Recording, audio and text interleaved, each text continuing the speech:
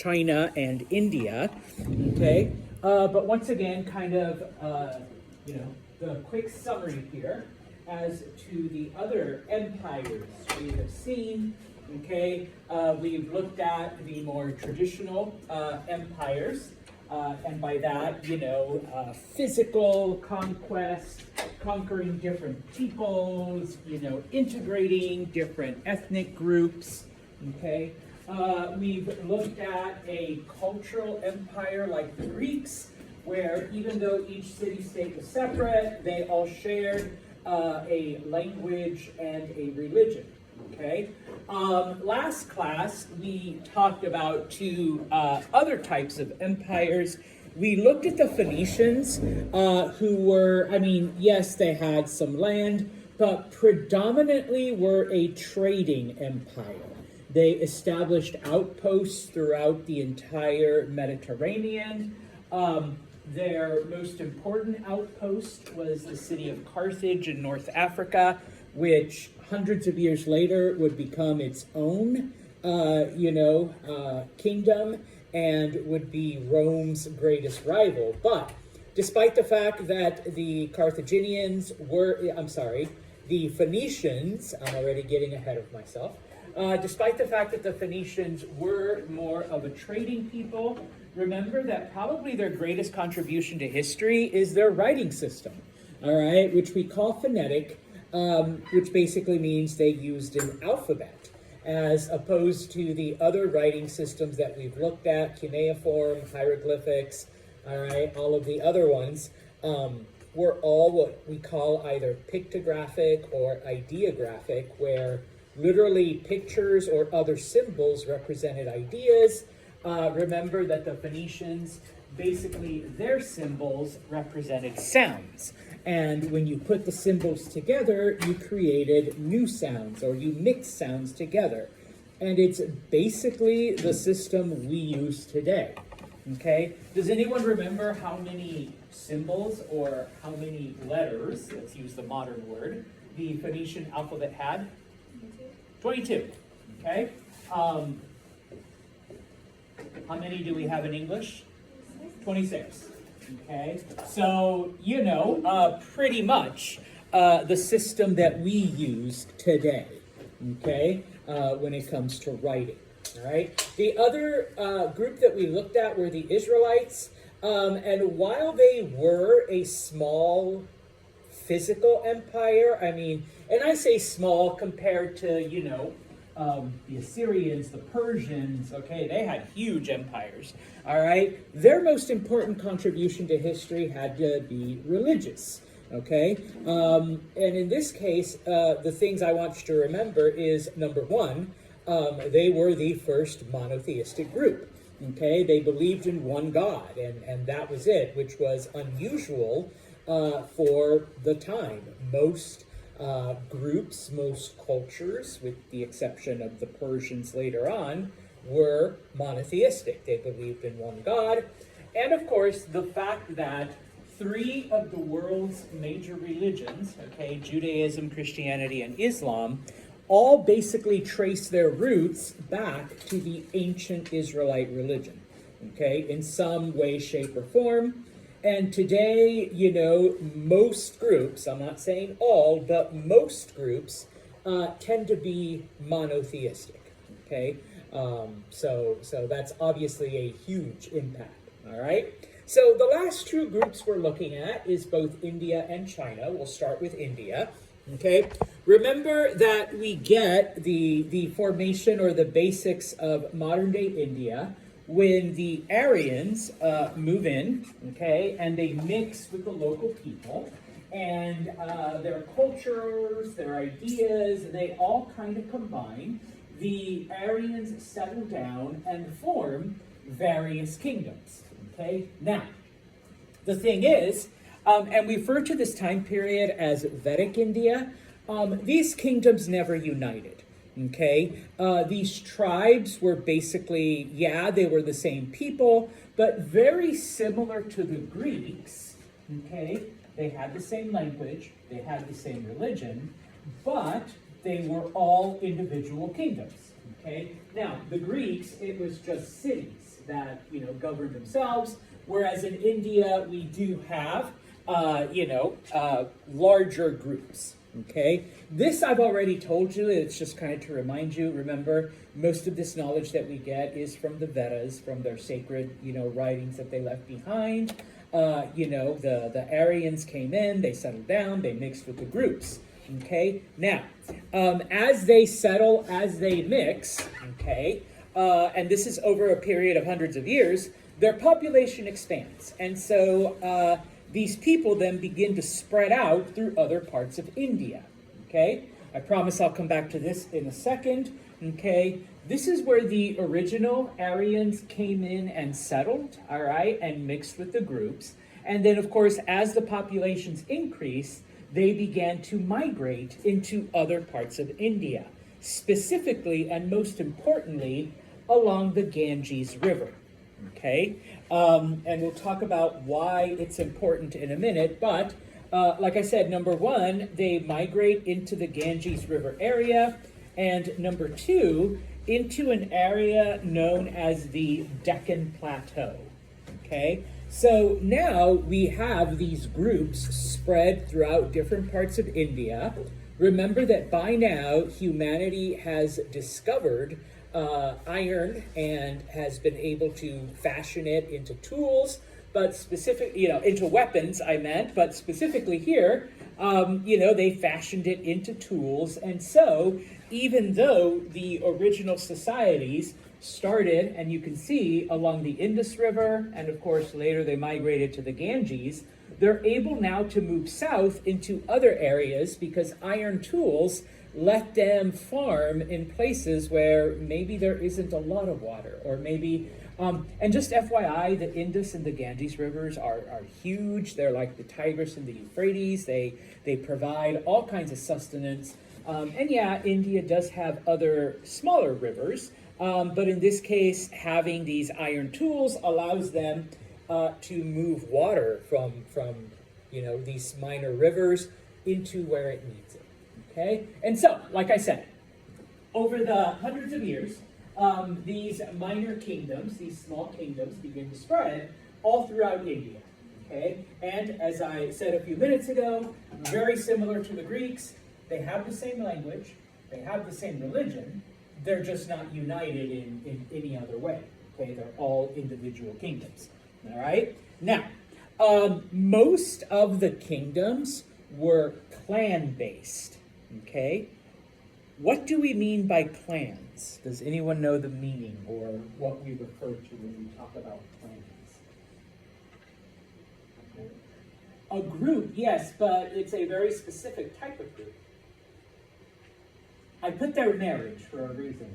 Yes, they're based on family groups, okay? And so once two families come together, okay, and then of course, you bring maybe a third family, and so the kids intermarry, and yes, I know, a little ick, all right, you got cousins marrying cousins, all right, but everyone in some way, shape, or form is either by marriage or blood is related to each other, okay? So you have one kingdom, that's a very, loose extended family. You have another kingdom that is also a loose extended family. And along the way, yes, some of those kingdoms unite, some of those kingdoms make treaties, okay? But most of it is based on families, okay? Different families coming together, okay? Now,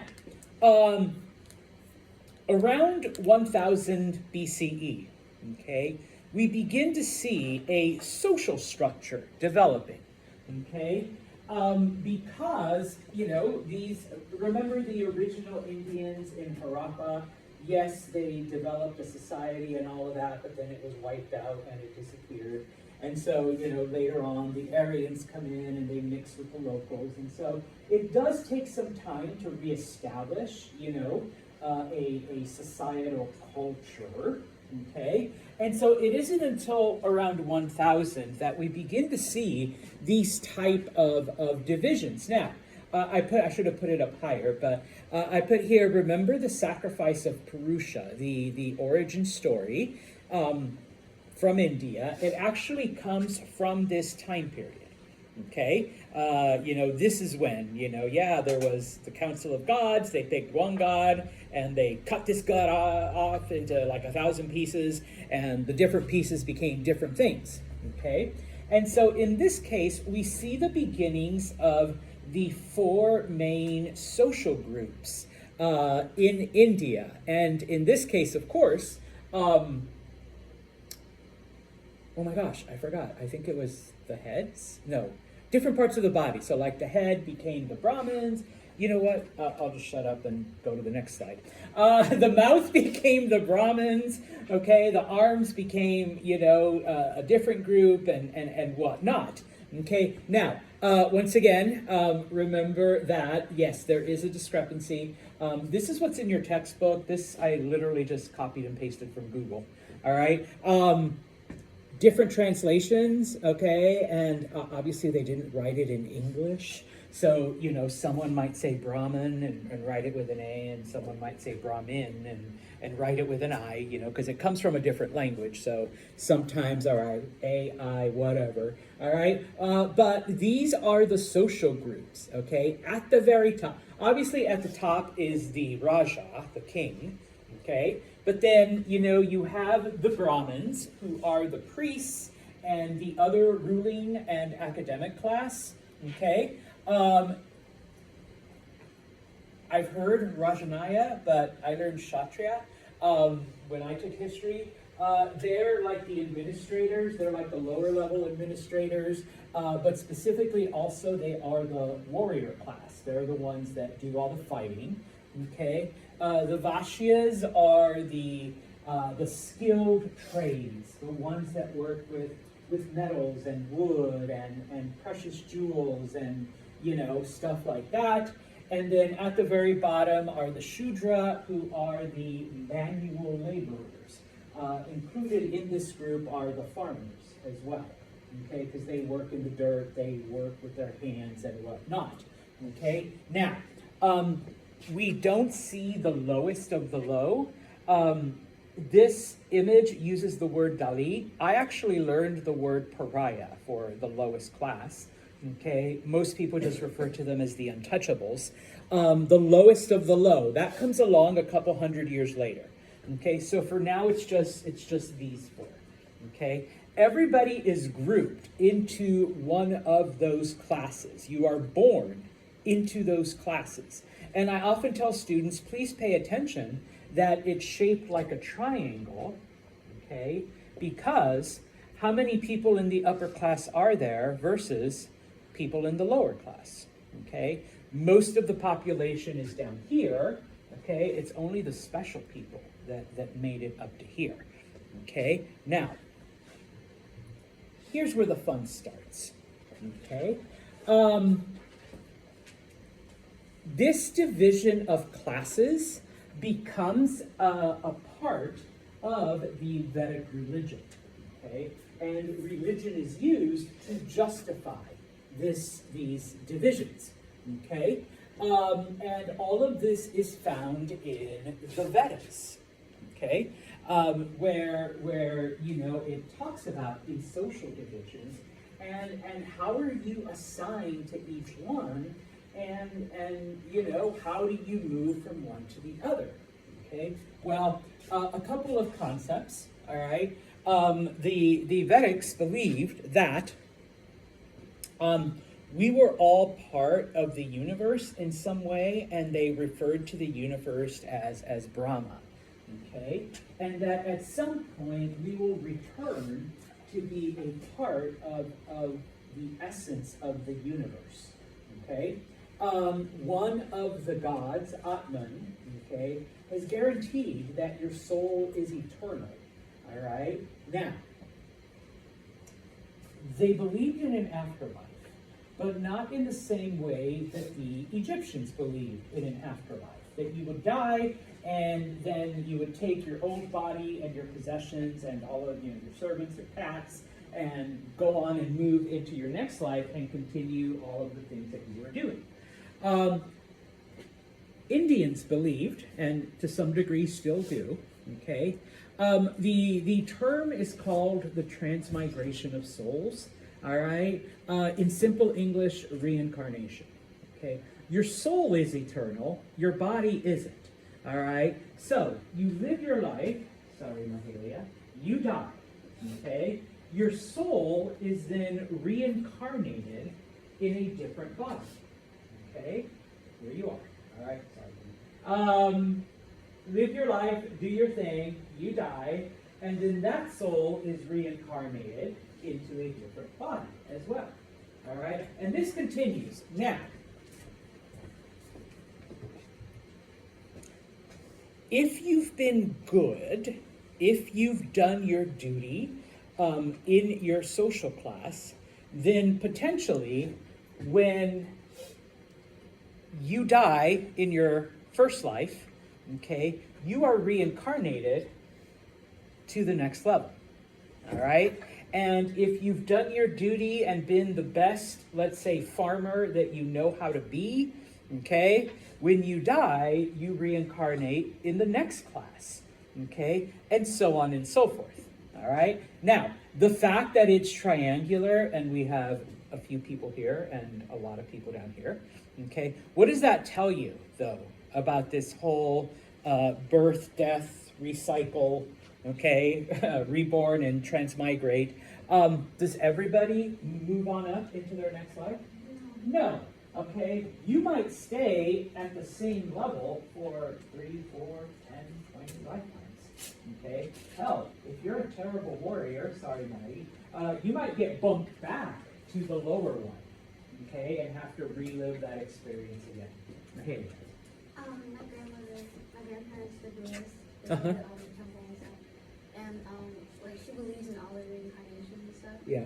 Like she says like usually if you have certain like internal problems, it's because in your past life you had it. So it's just something that you have. Yeah.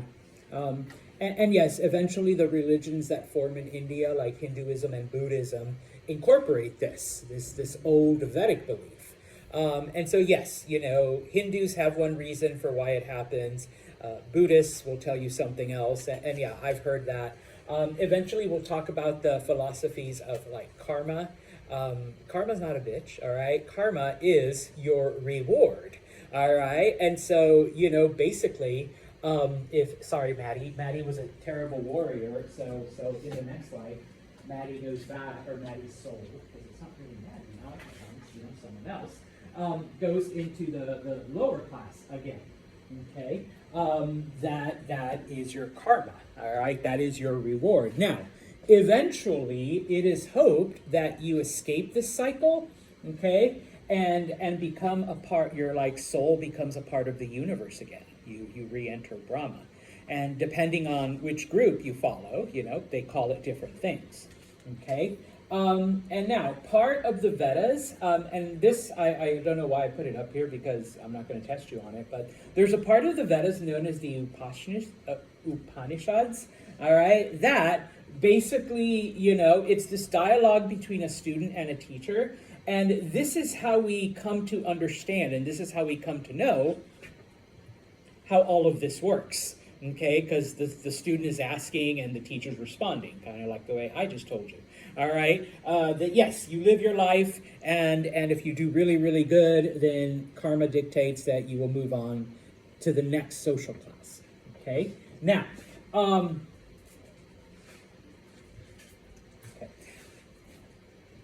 I say that it promotes cultural unity because everybody knew their place. Everybody did their thing. And sometimes students ask me, well, Mr. Santos, like, what guarantee was there? And that's where the whole faith thing comes in, like, you know, no matter what religion or spiritual thing you believe in, if Olivia believes that in the next life she's going to come back as one of the members of her reading class, is she really going to tempt that by being a bad warrior or by being a bad administrator?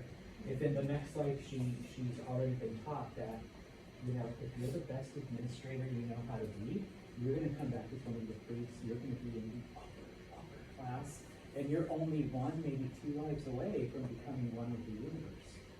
Okay? And so it's like, yeah, okay, yeah. And so even the people that were at the bottom, okay, And like later on, when we get these untouchables, some people refer to them like in English translation as the children of God, because only the gods love them. All right, you could be like rude to them, you can spit on them, you can kick them. They were unclean. They weren't worthy of even your look.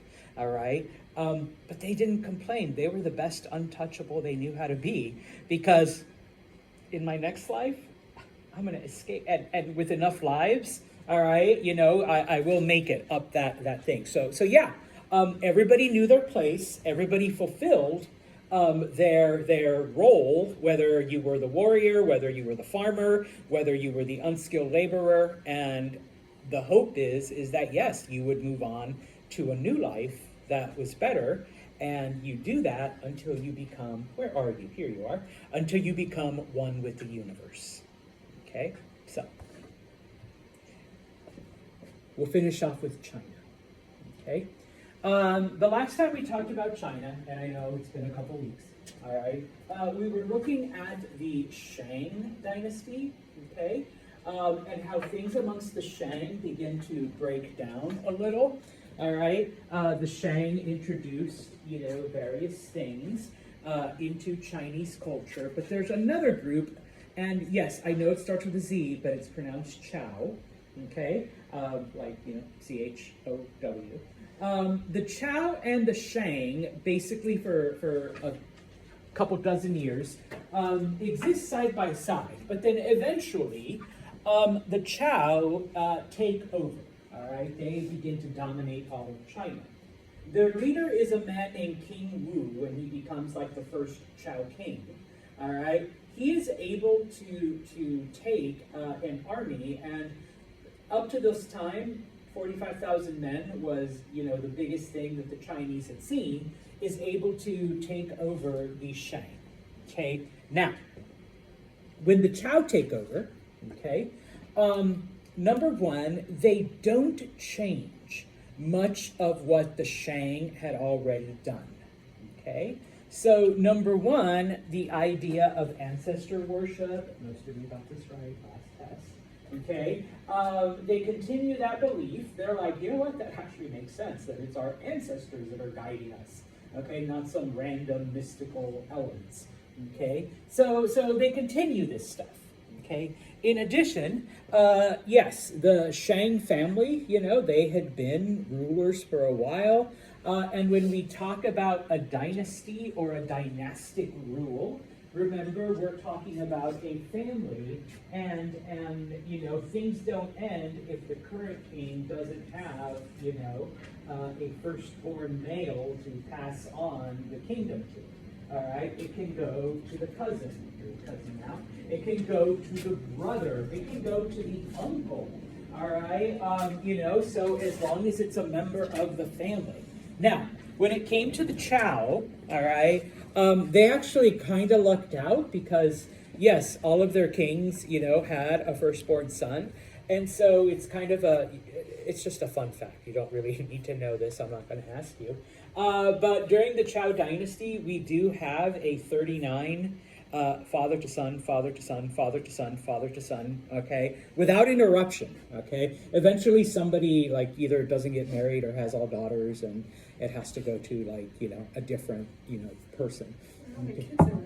Okay. Yeah, all right, yeah, quite a bit, okay? So yeah, it held together pretty good, okay? Now, up until now, everything we've looked at, because remember, Chinese culture kind of started along two different rivers. One river, the Yellow River was destructive and whatnot and kind of held China back, whereas the Yangtze River, was a lot easier to work with and irrigate land and whatnot. And so those societies tended to be a little bit, further ahead technologically and socially, okay? And so you actually have different cultures, even though we're talking about them as Chinese.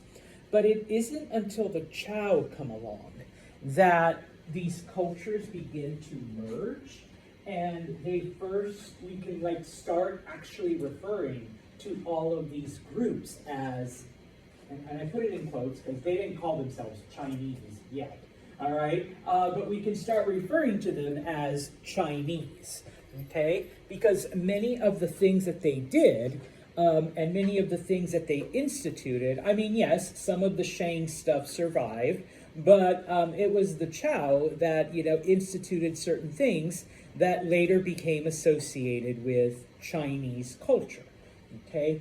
They referred to the area that they governed as the Middle Kingdom, okay? And amongst Chinese people today, yes, they know that the world knows them as China. They know that internationally, that's what people, call them. But many people still refer to China today as the Middle Kingdom. Many Chinese refer to their own country that way. Okay, so this could be said, the Chow could be said to be the first. Okay, and so we see then that the Chow have some elements of a traditional empire where they're bringing different groups together. Okay, a cultural empire where they're imposing these beliefs and these values on people that hadn't had them before. Okay.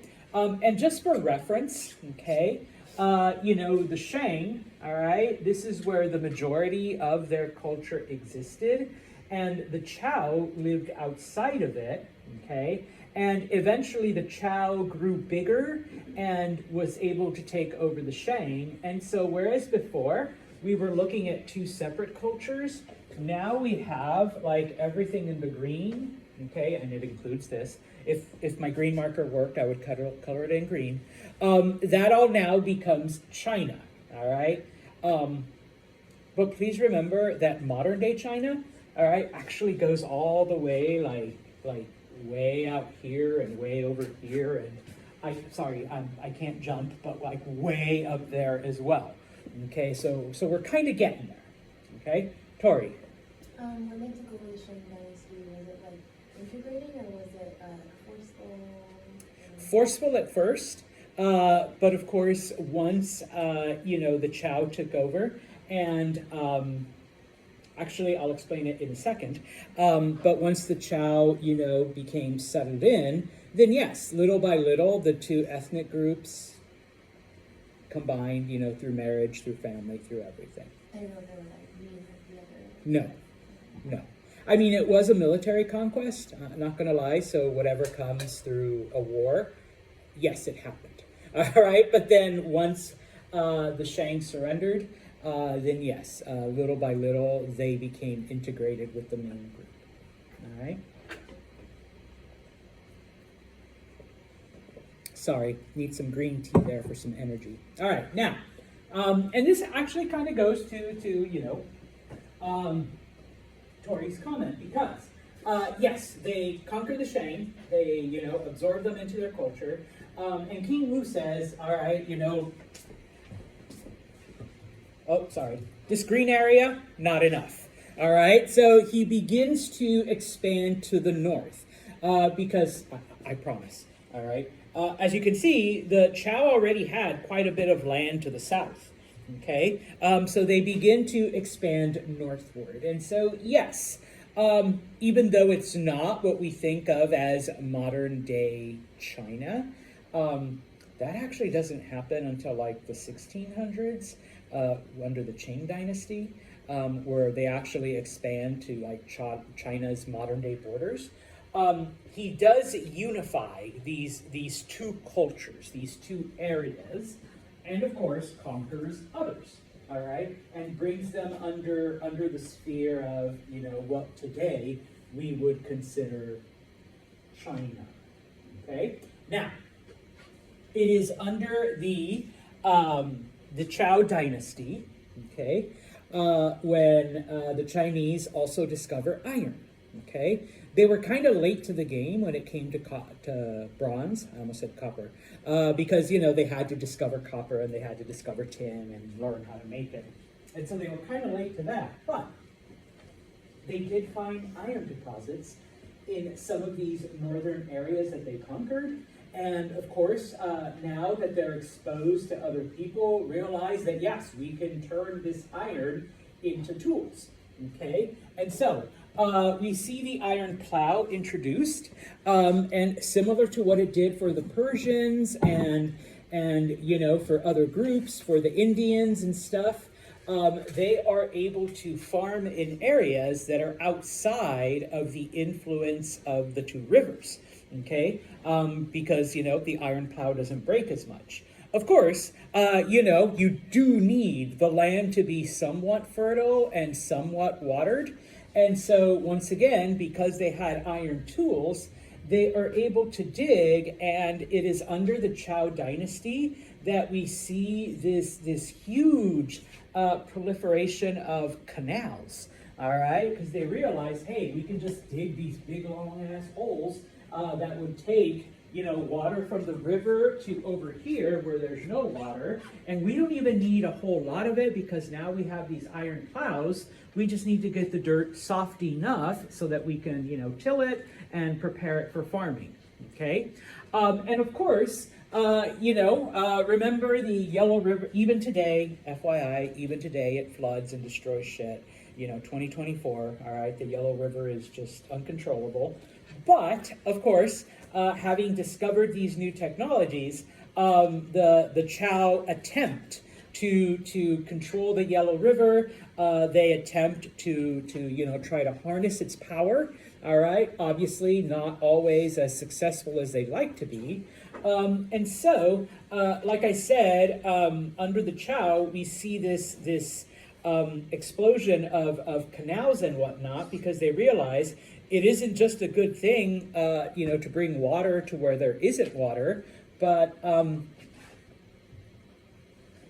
if we want to go north-south, you know, in this empire that we're building, they haven't quite thought of roads yet, just FYI, they're not the Persians. Why not just connect, you know, via canals? And so the first canal that is built, and this is an illustration from your textbook, the Hangao Canal, all right, which connects part of the Yellow River to the ocean. Okay, this way, whatever products we have here, we can move them and, you know, trade with other people.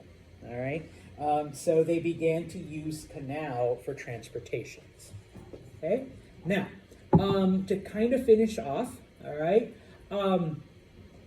it is during this time, okay, where the Chow find a way to justify their dynastic rule. Okay, because remember, father to son, father to son, father to son, father to son, 39 times. Okay, how do we justify that? How do we say, no, it's our power. We were given this power. The concept is known as the mandate of heaven. All right, and later on, other groups would adopt this. Okay. The mandate of heaven basically was that the gods, specifically the sky god, okay, had chosen a particular family to rule, all right? And so the sky god gave that family its blessing and its power and all of this other stuff. Now, later on, as Chinese culture evolves, they remove the reference to the sky god and basically just say it's the universe that has chosen you, or, you know, the life force, okay? Usually they refer to it, though, as just the universe. The universe has chosen, okay, this particular family to rule, okay? And so, you know, it's not just because King Tori died, and so now the oldest son becomes King Olivia, all right? It is because the universe has chosen this family, okay? And so it's not just because it's the oldest son, it's because that's what the universe wants, all right? And so, you know, and so obviously the kings were also seen as religious leaders. Okay, we do have the concept of ancestor worship, but Please be aware that the Chinese also believed in ruler worship. When a king died, it became another deity in the sky, okay, that you could pray to and go to for advice. You know, you've got your oracle bones. All right, and so when King Tori dies, you know, we can pray to King Tori and like, you know, hey, what are we supposed to do with this kingdom? All right, you were king for 50 years. All right, so we need some of that experience again. Okay, type of thing. And so, yes, okay, number one, the king needed to be, you know, spiritual and try to follow the will of the universe. And one of the things that the king was supposed to do is try to maintain that balance in the universe. Okay, because when things went out of balance, that's when, you know, pardon my Chinese, shit happened. Okay, Tori. So would people play like Bad Mother and stuff on it? Yes, they would. I'm so glad, once again, okay? It's like I paid her to make that comment at the right time, okay?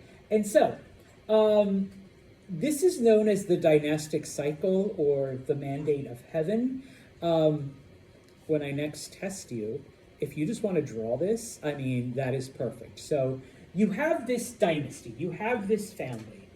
They bring peace, they build roads, the peasants are happy because nobody's suffering, the people are protected, the weather's awesome, we have like 10 good harvests, you know, over 10 years, okay, blah, blah, blah, blah, blah, okay. Now this could go on, all right, for, I don't know, 2 kings, 3 kings, 10 kings, okay. Remember, the Chow dynasty went from 39. Okay, that's a long ass time. So it just depends, all right? Because eventually, okay, yeah, people become corrupt. People become lazy. People become greedy. People become whatever, okay? And so maybe because we know how much we all love taxes, right? Go taxes. Oh, no? Okay. So taxes go up. All right, you know, invaders are coming in and like pillaging and plundering and destroying villages, and you know the army is powerless to stop them. You know, the roads start to fall apart. You know, they don't plow the street. Oh, wait a minute, that's today. You know, there's potholes. There's, you know, the buildings are falling apart. There's, you know, all this stuff is happening, and of course, the king becomes a tyrant. The king, you know, abuses people and arrests people and all of this other stuff. And so basically, and this goes to Tori's comment, the universe says no more. This is no longer the chosen family. And so there's floods, there's earthquakes, there's tornadoes, okay? And so when people saw those happening, it's like, all right, king, what did you do now? Okay, well, how did you piss off the universe? Okay, because obviously the universe doesn't love you anymore. Okay, peasants begin to revolt. You know, raiders come in and destroy things, and foreigners come in and disrupt, you know, the social cycle. And so basically what happens is then we get a rebellion. We get a new family that comes along and unites the people, and they overthrow the old family. Okay? Now, if the new family is successful in overthrowing the old family, they obviously had the will of heaven or the will of the universe on their side. Okay? If this family gets like destroyed, you know, they rise up in rebellion, then obviously the universe didn't pick them. Okay? But then along comes Josie and her family, and they rise up, and they do defeat, all right, sorry, Tori, the Tori family, all right, who has been in power for 39 generations, and we've got earthquakes and floods and, you know, foreigners invading, and so obviously the universe hates them. And so, yes, they have now the mandate of heaven, and the cycle begins all over again, okay? The new dynasty, you know, things are peaceful, things are good, things are prosperous. It might only last, you know, to Josie's son, all right, before it becomes corrupt again. Or it could last 20 generations, all right? But at some point then, the cycle repeats. Okay? Yes? So when all the problems were going on during like the first family, would they just keep trying new families until, it would stop? Yeah, until it would stop. Okay? Or different families would rise up, and if they kept losing, it's like, well, obviously, they're not the chosen ones. They're not the chosen ones. They're not the chosen. Oh, we have the chosen ones right there. Okay, it's Catherine and her clan. Yeah. They're the chosen ones, type of thing. So yeah, you would have, it could be a 5-year civil war, a 10-year, 15-year. What happens to the other families? Like, say, They actually accept it. Okay, they slowly, once again, okay, because this was all part of their belief, okay, the Chow rulers who kind of institute this really understood that, yeah, at some point, if we lose the faith of the people, if we lose the blessing of the universe, we're going to be pushed aside. And when that happens, I mean, we kind of have to accept it, because that's the universe trying to put itself back into harmony. And granted, we were chosen for 300 years, but after 300 years, even us, who are we to argue with the universe? Okay? You've got to be foolish if you're going to do that. All right? And so, okay, yeah, okay, basically, they understood this and they accepted it because that was all part of the universe returning into harmony. All right? Now, I should have put this earlier, and I apologize, okay? But one of the other things that they absorbed from the Shang, okay, and most of you got this right also, okay? They figured out the lunar month, okay, 28 days. They came up with a lunar year, but the Shang knew that in the end it doesn't work out. Okay, hell, even our system doesn't work out because what did we have yesterday? Yeah, it was February 29th. We're not going to see February 29th for another 4 years. All right, 2028 will be the next one. And to celebrate, the college closed. I mean, yeah, we're not going to work that extra day. Hell no. All right, I only signed up for 365, not 366. So, yeah, we're not coming in. That's what I like to tell people why the college canceled, because it was actually a pretty nice day. All right, that one Friday when the snow was bad and only like 4 of you were here, that day was worse. They really should have closed that day. Yeah. Anyways, okay, don't get me started. But in this case, yes, the Chow realized that the Shang actually came up with a pretty good system, even though it did involve, hell, we have a hard enough time with an extra day. It involved an extra month, all right? But they were like, you know what? It actually works out. So we're going to keep that, okay? We're going to keep that. And so, yeah, okay, the whole thing, all right? Now, yeah, okay, 2 more slides, okay? This one, you don't need to write this all down. I went crazy, I'm sorry. But it is during the Chow time. I am literally not going to ask you anything about this. But I just went down a rabbit hole and I was like, oh my God, this is so awesome. And you have to love history to be a dork like me. But it is the Chow that basically, because up until now, like the most complicated thing we've seen has been India, where there's like, 4 classes and, whatever, or you have the high class, the middle class, and the slaves, or something like that, okay? But in this case, the Chinese were broken down, by several different categories, okay? Depending on what you did and where you lived. And then when it came to the common people, it wasn't just like, okay, you guys were the farmers, or you guys were the whatevers. It broke down everything by individual profession, okay? And not only by profession, but if you were a farmer, for example, if you grew grain, you were seen as being better than someone who grew fruit. what do we get from grains again?